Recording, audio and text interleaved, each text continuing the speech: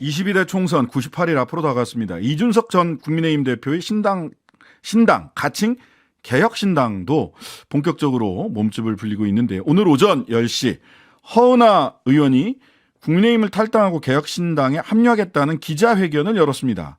어떤 계획 갖고 계신지 직접 들어보겠습니다.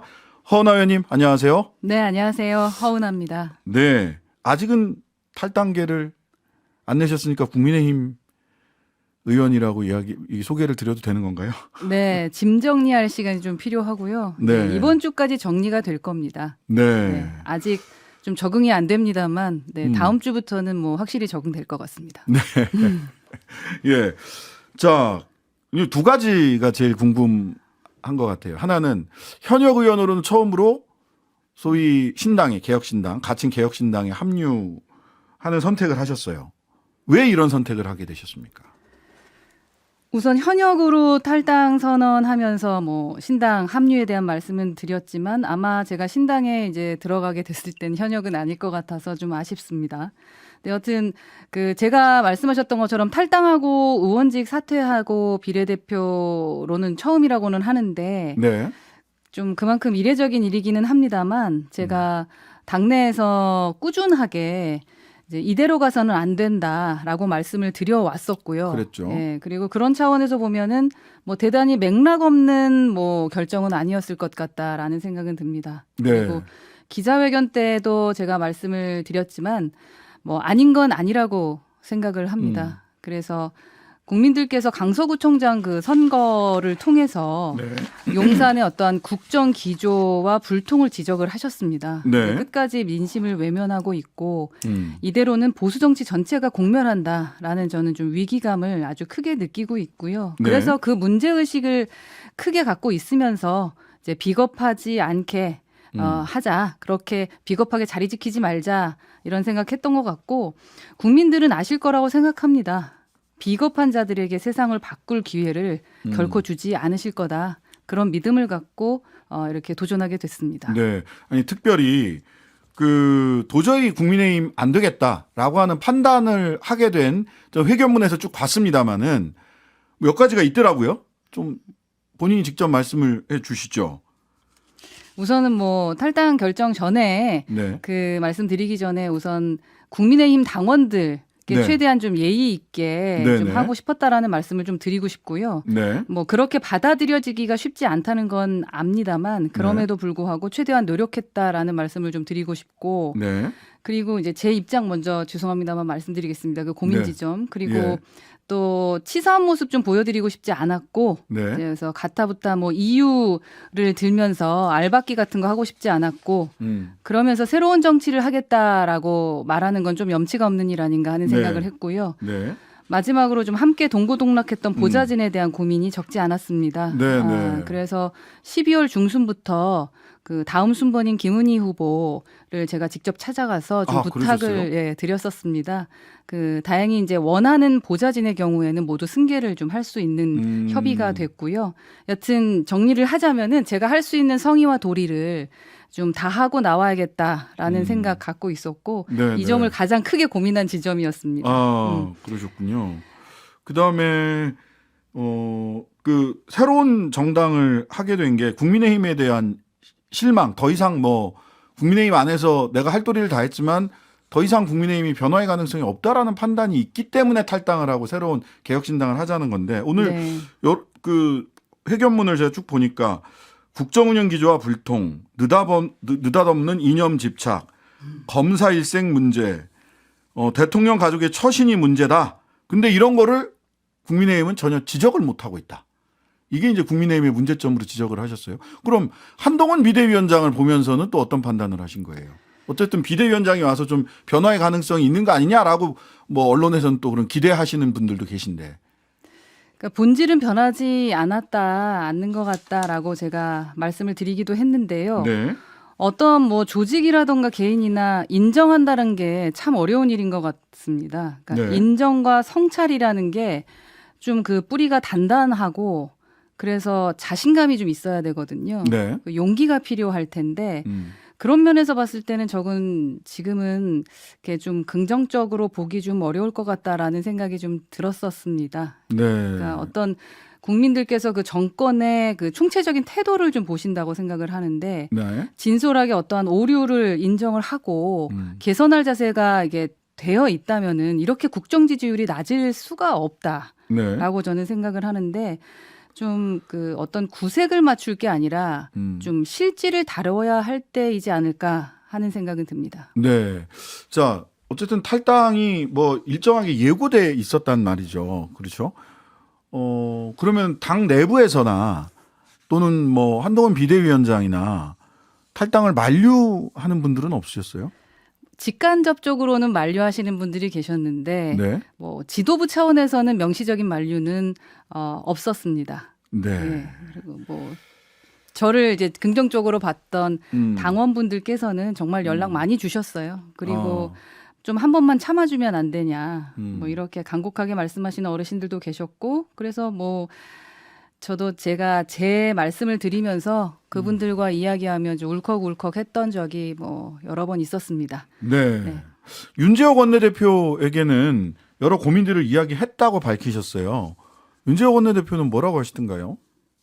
사적으로 말씀 나눈 이야기라서 말씀을 좀 옮기기는 좀 그런 것 같고요. 뭐 오늘 또 우선- 직접 만나셨다면서요? 네. 원내대표이기도 하시고 사실 늘 후배 의원들한테 그 애정이 좀 있으십니다. 그래서 초선 처음에 됐을 때부터 같이 식사도 여러 번 했고 뭐 변함없이 좀 합리적인 분이셨기 때문에 만약에 원내대표가 아니셨었더라도 네. 저는 좀 뵙고 상의를 좀 했었을 것 같습니다. 그리고 제가 탈당을 생각을 했을 때 정중히 이제 인사를 올리고 가는 게 맞다고 좀 생각을 하고 사실 이외에도 당내에 제가 선배 동료 의원님들께는 어제 오늘 전화를 좀 다 드리고 있습니다. 그래서 거의 네. 다 돌렸고요. 또 직접 만나서 이야기 드리기도 했고 제가 생각보다 좀 이런 예의를 좀 중시하기 때문에 네. 이런 거 좀 잘 안 하고 나면은 이렇게 그냥 나가버리면은 본인이 찜찜하시구나. 네, 밤에 잠을 못 잡니다. 본인이 그래서, 찜찜해. 예, 보니까. 그랬고요. 그런 스타일이시네요. 원내대표 불편하시지 않으시게 그냥 개인적인 말씀하고 나왔습니다. 네. 한동훈 비대위원장 만날 생각 있다 이런 말씀하셨던데. 계획 고민 중이다라고 말씀을 드렸는데 네.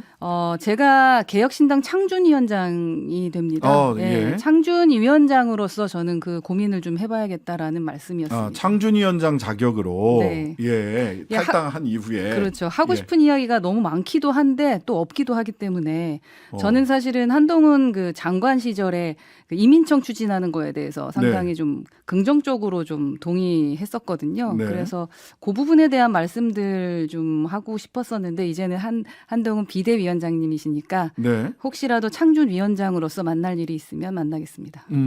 만나신다면 어떤 그때 이제 법무부 장관으로 만나면 국회의원과 여당 국회의원과 법무부 장관으로 만난다면 이민청 네, 이야기를 그 하실 얘기, 건데 예, 궁금했습니다. 창당 준비위원장과 비대위원장 이거는 서로 위치가 달라졌기 때문에 하실 말씀이 달라지실 것 같은데 어떤 말씀? 고민이 좀 필요한 것 같습니다. 그래서 만나고 싶어 하시면 만날 거고요. 제가 만나야 되는지 안 만나야 되는지는 제가 고민이 필요한 거고요. 조금 네. 너무 일찍 등판하신 건 아닌가 하는 아쉬움이 들어서 제가 이민청 말씀은 드린 겁니다. 네, 알겠습니다. 공동창당준비위원장 이기인, 천하람, 허은하 이렇게 세 분이 일단 공동창당준비위원장을 하시는 건가요? 네, 맞습니다. 역할을 조금 나누셨어요? 아니면 어떻게 하시기로 하신 거예요? 공동 세 분 중에서도 우리 허은하 의원님이 주로 맡는 역할이 있으실 것 같은데. 뭐 사실 다들 굳은 일 해야 할 시기이기 때문에 네. 사실은 뭐 국민들한테 그 쓸모가 있는 당이라는 걸 보여주기 위해서 뭐든 해야 되는 거라고 생각하고 뭐 당이 잘 되는 일이면 가리지 않고 저희 셋은 하려고 하고 있고 매일매일 아침마다 7시마다 회의합니다. 아침. 예, 회의 계속하면서 저 같은 경우는 아무래도 이제 원내 의원님들과의 교류에 대해서 조금 더 포션을 두고 다른 분들은 각자 네, 아무래도 그 현역 의원이시니까 지금 네. 뭐 나올 사람들 많다. 얘기하고 있는 의원들 많다. 규모가 어느 정도 최소 몇 분 이상은 좀 합류하실 것 같다. 타산을 하실 텐데 매일 아침 7시에 오늘 몇 명 이런 거 계산하실 것 같은데. 그 숫자의 계산을 말씀드리는 것이 네. 그 이제 지금 고민하고 계시는 의원님들에 대한 예의도 아닌 것 같아가지고 저는 그 말을 좀 잘 안 네. 하려고 합니다. 그러니까 네. 저 같은 경우도 사실 이 결정을 하는데 많은 시간이 걸렸는데 당연히 가겠지 했던 저 같은 경우도 네. 그래서 특히 우리 원내에 계신 분들은 그 국민의힘의 원내에 계신 분들은 고민이 좀 많습니다. 예, 많습니다. 하지만 그러니까 저희와 함께 하고 싶은 고민을 하시는 분들도 분명 계시고요. 네. 그리고 지금 어찌해야 되나 하는 고민을 하시는 분도 계시고요. 그래서 이제 그런 분들 중에 이제 마음이 불편하시고 무언가 대화가 필요할 때 이제 저에게 전화를 주시면 되겠습니다. 공개 구원 같은. 네, 저랑은 이제 많은 말씀 나눴는데 네. 같이 원내에 있을 땐 아마 조금 이제 그 뭐랄까 어려울 수 있었을 것 같거든요. 그래도 이제 웬만큼의 마음을 알고 있으니까요. 네. 그 뭐 어느 정도 뭐 이준석 전 대표는 중진급 인사와도 접촉 중이다 이렇게 얘기를 하는 걸 보면 일단 중진급이면 비례의원은 아니라는 거잖아요. 지역구 의원 중진급 지역구 의원 중에도 조금 이야기를 좀 깊이 하고 있는 분들이 계시다. 네, 계십니다. 굉장히 정보를 아끼고 계십니다. 근데 중진분들이 이 흐름에 대해서 더 잘 파악을 하시거든요. 그러시구나. 앞으로 어떤 식으로 흘러갈지에 대해서 가장 걱정을 많이 하시는 분들이 중진분들이십니다. 자, 김병민 전 최고위원은요. 이준석 신당은 민주당과의 경쟁 구도가 될 것이다. 이렇게 얘기를 했어요.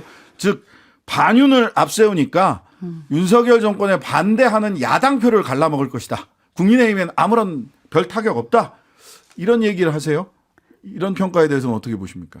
그냥 듣고 싶고 생각하고 싶으신 대로 말씀을 하시는 것 같은데 뭐 물론 저희가 이제 반윤하고 반명으로 싸우지는 않을 겁니다. 국민들께서 생각하시는 부분들, 그러니까 상식적으로 저희에게 기대하시는 바가 분명히 있거든요. 네. 그걸 지금 양당 기득권이 못하고 있다라는 얘기입니다. 네. 그 부분을 얘기할 것이기 때문에 뭐 어느 당에 이득이 있고 이득이 있지 않고라기보다는 아마 두 당에 좀 타격이 있지 않을까? 라고 저는 생각합니다. 자, 그러면 양당 기득권 정치 타파 뭐 이런 그 기치를 내건다면 이낙연 전 대표도 똑같이 그런 얘기를 하고 금태섭 전 의원도 그런 이야기를 하신단 말이죠. 그리고 또 뭐 정의당에서 탈당하거나 좀 탈당하지 않은 분 중에서도 일부 양당 기득권 정치 타파를 이야기하는 하는 분들이 꽤 있어요. 그러다 보니까 여러 가지 시나리오가 나오는데 이낙연 신당과의 연대 가능성, 소위 양당 기득권 정치 타파를 주장하시는 분들과의 연대 가능성은 어디까지 열어두고 계십니까? 저는 뭐 언제나 그 말씀을 드리는데 연대 가능성은 뭐 가능하다라고 생각을 합니다. 다만 이제 서로 추구하는 가치든 여러 가지를 테이블 안에 올려놓고 대화를 하는 시간이 먼저이다라고 생각을 하거든요. 네. 지금 현재 이제 개혁신당 입장에서는 강령에 대해서도 거의 정리가 됐고 정강 정책도 마무리가 됐습니다. 네. 거의 됐습니다. 그렇기 네. 때문에 이제 그러한 부분에 있어서도 그 방향에 대한 것이 서로 맞는지도 확인을 하는 작업이 좀 필요하고요. 네. 지금 이낙연 전 대표께서 상당히 그 러블리하게 저희에게 말씀을 하고 계시는 것 같은데. 러블리하게 말씀을 네. 하고 있다. 저희도 뭐 이렇게 친절하게 다가오시는 분을 네. 부정적으로 대할 필요는 절대 없다고 생각하고요. 네. 누구나 다양한 목소리를 들을 수 있고 긍정적으로 생각합니다. 그런데 결국 이준석 전 대표 같은 경우도 또는 뭐 우리 허 의원님은 어떠신지 모르겠습니다만은 결국은 다시 국민의힘으로 돌아가고 이낙연 전 대표도 민주당이 성적이 안 좋으면 다시 민주당을 접수하러 돌아가고 지금은 제3지대에서 접점이 많지만 실제 제3의 정당을 만들기보다는 각자 본진으로 돌아가기 위해서 외부에서 힘을 키우고 있는 거 아니냐 이런 박한 평가도 있습니다. 이 부분 어떻습니까? 그건 아마도 양당 기득권에 계시는 분들이 그렇게 생각하시는 프레임일 거라고 생각을 합니다. 저는 이번 결정을 하면서 좀 길게 보고 담대하게 갈 각오를 가지고 시작을 했기 때문에 그래야지 국민들께서도 더 많이 함께 하실 거라고 저는 생각을 하거든요. 네. 그래서 변화와 그 에너지에게 불이 붙고 있는데 예전에 그 이준석 대표가 그 선언문에 네. 아마도 그 스티브 잡스의 그 넥스트 스텝을 얘기를 해서 그 부분에 대한 얘기를 하시는 것 같은데요. 뭐 흡수 합병식으로 뭔가 이렇게 가는 건 모르겠으나 네. 지금 양당 기득권들이 생각하는 그런 방식으로는 아마 되지 않을 겁니다. 흡수합병을 하더라도 내가 흡수합병을 한다 이런 얘기네요. 그쪽으로 흡수합병 당하지 않는다. 네. 자, 동대문 출마 네. 준비하셨었잖아요. 네. 이번에 어떻게 출마 준비는 어떻게 하고 계십니까? 우선은 뭐 동대문 주민분들께는 송구한 마음이 큽니다. 제가 정말 보니까 그 한 분 한 분의 분들의 얼굴이 자꾸 떠올라가지고 정말 힘들었는데요. 근데 잘 아시다시피 그 보통 신생정당 같은 경우는 인적 자원이 많지 않기 때문에 한 명 한 명의 거취에 따라서 그 전략적인 그 정체성, 그 전략적인 것들 그리고 당의 네, 정체성 이 부분이 대표되는 측면이 있어서요. 저는 당의 그 전략적인 판단에 좀 맡길 생각이고 네. 앞으로 모든 가능성을 좀 열어놓고 고민할 생각입니다. 물론 개인적으로는 뭐 동대문에 대한 애착이 상당히 큽니다. 네. 당에 맡기겠다. 당의 전략적 판단에 맡기겠다. 자, 마지막 질문입니다. 네. 개혁신당에서 개혁신당에 대해서 어떤 정치 할 거다. 그리고 유권자들에게 한 말씀 전해 주시죠. 네, 우선 저희 개혁신당이 오늘부터 당원 가입을 시작을 했는데요. 네네. 지금까지 한 13,700, 이제 14,000명 정도가 가입을 하셨습니다.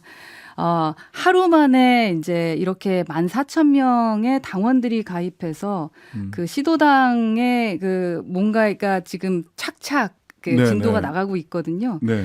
이건 어떤 걸 의미하는 걸까라는 것을 꼭 봐주셨으면 좋겠습니다. 네. 지금 저희가 가는 길이 쉽지 않은 길이라는 거를 저희가 모르지 않습니다. 하지만 앞으로 갈 길이 구말리라고 하더라도 산 넘고 물 건너 가서 예전에 노무현 대통령께서 대선 후보 그 수락연설 하실 때 하셨던 말씀, 요즘 아이들에게는 정의가 승리한다는 역사를 물려줍시다라고 말씀하셨던 이 말이 제 귀에 계속 맴돌거든요. 네.